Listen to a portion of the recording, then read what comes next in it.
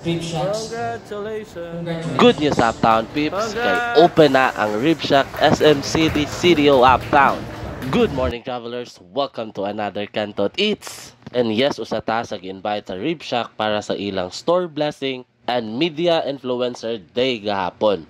Salamat sa pag-invite and congratulations Rib Shack. Grand opening nila today 10 AM sa SM City CDO Uptown. Naa sila sa second floor beside Giwa. And kung nangita mo affordable na only rice and daghan mo mapilian na sudan, i-try ninyo dinhi sa Rib Shack. Usa sa akong pinakapaborito isang ilang mga fish na menu, ilang blue marlin, bangus ug pumpano. O gayon nyo kalimti pagtilaw ang ilang mga best seller, ang ilang baby back ribs ug spare ribs, o ang ilang chicken and asal and barbecue, kay murag nakaadto na ka og bakolod sa lasa.